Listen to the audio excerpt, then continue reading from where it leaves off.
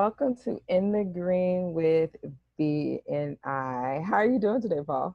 I'm doing great, Felicia. How are you doing? I am excited because we have a fabulous guest, Jay Lucas, and I am just waiting. I've seen some of his pictures in advance, and I'm just excited about seeing what he's going to share with us today. We got a record setter on our show today. So that's going to be a lot of fun to ask number one a few questions. Absolutely.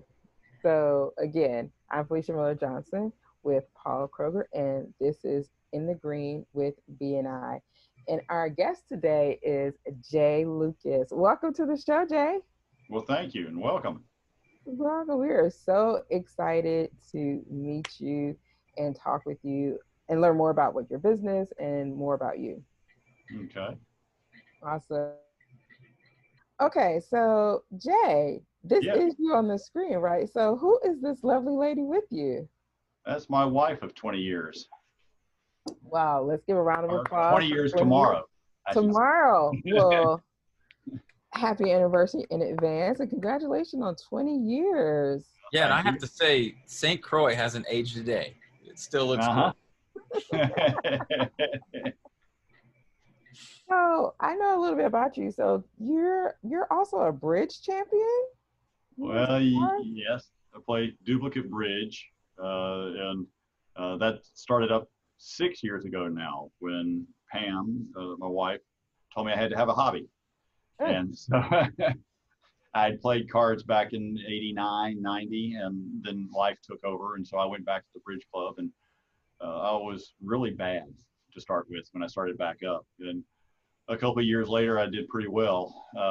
And what you're talking about there is in June of 2017, I finished second in the world in the worldwide bridge contest, which got me a trip to China. And I've since I'm second in one of the national titles also at the North American Bridge Championships. I've got a couple of firsts for various smallish events, mid-size events on that. So I became halfway decent again anyway. That's amazing. And Paul was asking about duplicate bridge earlier. Duplicate is where everybody plays the same cards. It takes some of the luck out of it. It's where you got a room full of 4 people at a table and you all play the hands, and then half the people move and the cards move also. So everybody plays the same cards. If you get lousy cards, everybody else has lousy cards. You get great cards, everybody else has great cards. And your scoring is not what you did on a hand, it's how you did compared to everyone else who played it. So if everybody else does the same thing, you all get an average. But usually some people do a little bit better and some people do it a little bit less, so you get a big range of scores on that. So, you know, if you do the best on one, you get 100% and they get a 0 instead of 50-50 for everybody. So that evens it out some, where you don't get bad cards. You don't get the luck of the cards. Everybody's played those spades and hearts or rook or whatever, and you can't draw a high card to save your life. But in this case, it doesn't matter. Because if you have lousy cards, they're going to have lousy cards. So it's not about the cards you're dealt, huh? Yeah. It's all about the strategy. It's about the strategy and the play, how you played it and how many tricks you're trying to take and what you're doing. So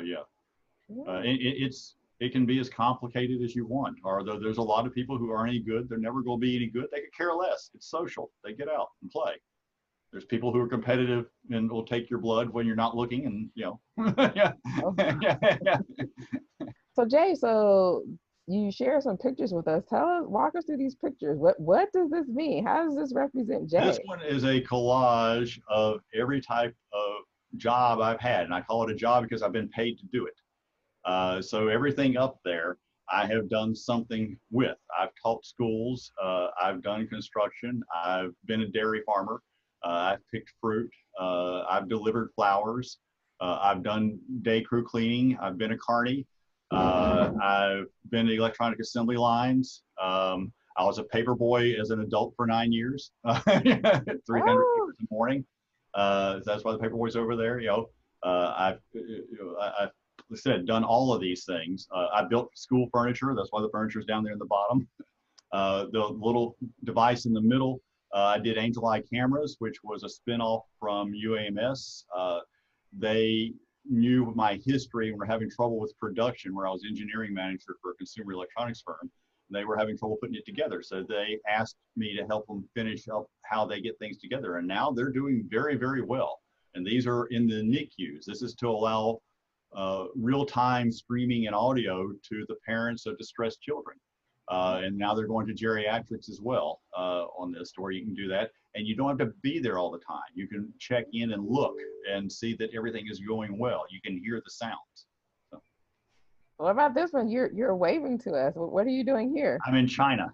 That's Beijing. That's where I was at the Worldwide Bridge tournament. And that is me waving back there. That's at the end of it. There's 40 of us. Out of this is where I finished second in the world in a qualifying round. There were 2,131 pairs, and we were second out of that. Somebody in England beat us that day. But we all played the same cards simultaneously, more or less, around the world. And I was one of 24 pairs invited to go compete against 16 Chinese pairs in Beijing. So, and amazing. And oh, what is this? You so look like a Steve Jobs right here. This is late 70s, early 80s. This would be, I guess, 81 or 82 actually. And that's me, yeah, doing coding. I was an expert in microcontroller coding. I didn't write database. I wrote code that makes things like your phones work. And this is before a PC existed back then.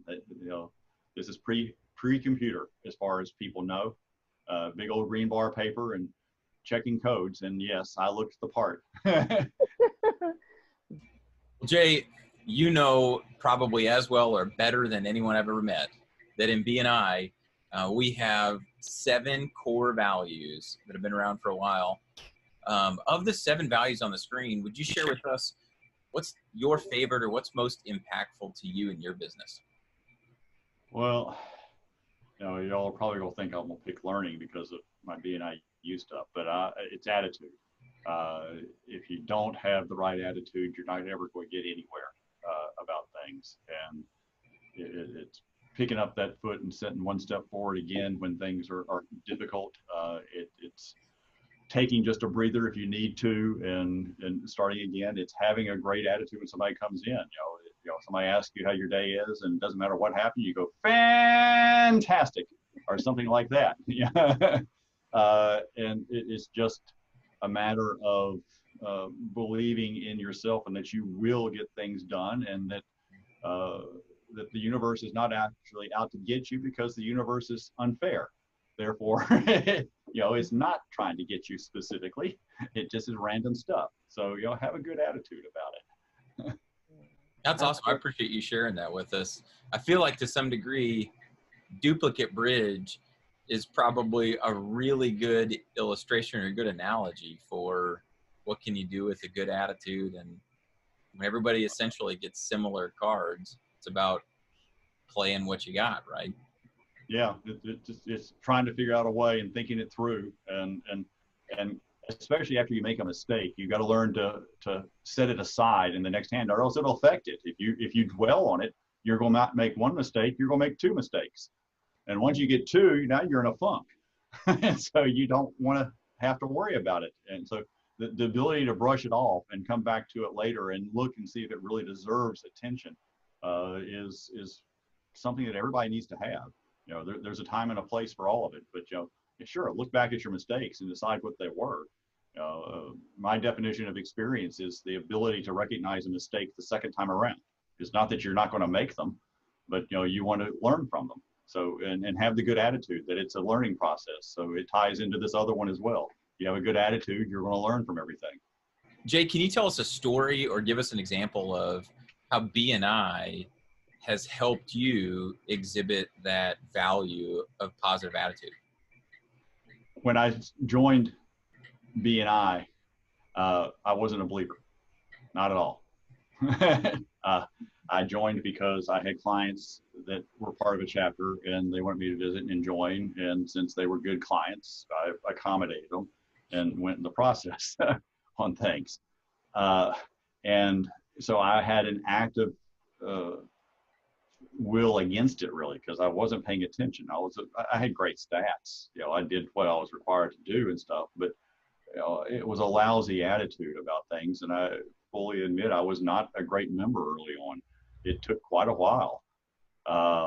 So, you know, I learned eventually what they were trying to teach me, and it changed my outlook on things. It said that, you know, I had a good attitude about it from that point on, is I wanted to try and do better for BNI because it was the right thing to do, not because, and the right thing to do for both my business and myself in some cases, but not just because it was something I had to do. It became less of a task and a chore. So my attitude about BNI changed from someone who thought it was a bunch of baloney, like other promotional type of seminars that you go to and you go, to something that was actually worthwhile. And it was a process that, you know, you can learn from and teach, and it's an opportunity. Yeah, well, I appreciate the real talk and honesty in that when, you know, some individuals first come to BNI, they, like you say, check the box, I'm gonna do all these different things, but they're not really absorbing what BNI really provides as a system and a process to help us to succeed well, in our business. I took a very long time. I was 17 or 18 months before it really clicked, and I went that this was type of things. And I feel sure that many members will learn much faster than me. I'm kind of hard-headed on this type of stuff, but you know, and but it does eventually sink in, and it is, if you'll give it a chance and you just accept up front that they're telling you the right stuff, then they're going to teach you. And that's, I think, what many people get wrong, is that they come in thinking that this is just a referral. It's just going to pass business to you, but BNI is not. It's about putting in the effort to learn it. It's the same thing as a gym membership. You join the gym, you sit in the sofa, you get fit, don't you? You didn't do anything. You mean it didn't work just by watching a commercial? Yeah, you lose weight. Yeah. You know, and then BNI is the same way. You put in the effort, you put in the hours, you do these things, you become a family, you become believers in how they're going to do in the process. You go that extra little bit, and though you're tired, you take that extra moment to talk to somebody else about another position that you could help them with. You can give them that referral, and it helps them out, and that helps with that attitude. Back to that, because they smile back at you and they go, thanks, and it makes you feel good. You help them out, thanks, you know, type of thing. So it just is a big circle. But, you know, if you learn and put in the effort, then it will become second nature eventually, and you'll have the habits of doing this, and you'll look forward to doing it instead of going, well, yeah, it's another day of me having to do something. Well, it's interesting because I noticed that you said the word family. Yeah. Like you consider your chapter members like a family, and that falls right in line with that core value of building relationships. That great chapters will go to their social events together. They'll do things together. They'll hang out together. When somebody's wife has a flat tire on the interstate and you call a member and say, who do I call for the record? They give you a name, and by the time you get there, 3 of the members are already there waiting for you. Oh, wow. That's the type of thing that you're looking for, is where they are family. You don't have to agree with them all the time. You can fight with them just like you do your family. What? But when they need help, you're going to be there. Mm-hmm. That's, you know, but you know, the disagreements and stuff are part of it. And you learn from them. But you know, it's, you want to have that relationship to where they matter to you, and once they matter to you, then you're going to hear all these little things. Somebody needs a lawn care of some type, or landscaping. Well, instead of thinking, well, I know somebody and I'm going to maybe talk to them about it, you're actively going to go do it because they matter to you. Mm-hmm. So you're going to go that extra mile, that extra step. Yeah. Well, thanks for sharing that with us, Jay. So one of the other values that we have that matters to us is recognition as well as lifelong learning. And you exhibit that lifelong learning and that thirst for continuing to educate yourself, and also, I'm proud to say, educate others as well. And you lead by example in that area. And so we want to recognize you for not just being proficient, but for being #1 in the world in lifelong learning through BNI University. So thank you for leading by example. Woo! Number one. Yeah. Well, you know what? I like telling people that the #1 global leader in BNI University is on my SDC. So I like it. Absolutely, I do. So Jay, you're a man of many talents and a very diverse background, but one thing that seems like it's really central is technology. So give us a little bit of a background on how do you help people through CCSI? Well, been doing computers for a lot of years, and both before I was doing them solely as for profit, and since then, uh, computer components and services is oriented towards small business and individuals. So Soho and small businesses up to really 20, 25 computers, though we have larger clients as well. And I've tried to be the IT and manage their computers for places that need to have this help that aren't large enough to have their own staff. We take an attitude of no matter what it is, once you figure out what happened down the road, you still like us. You realize that we did something right, that we were looking out for your interest, and that what we told you was really so.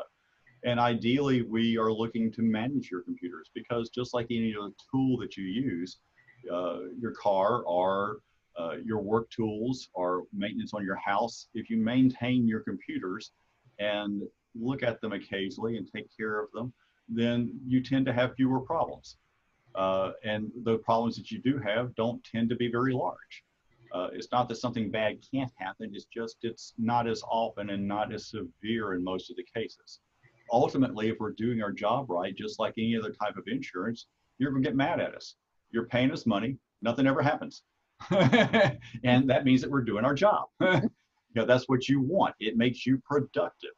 And people put up with all kinds of things. Computers should not misbehave like they do, and they complain. It's because you allowed something to happen.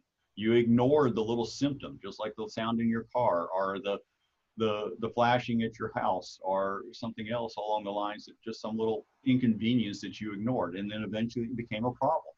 And your slow computers are the same way.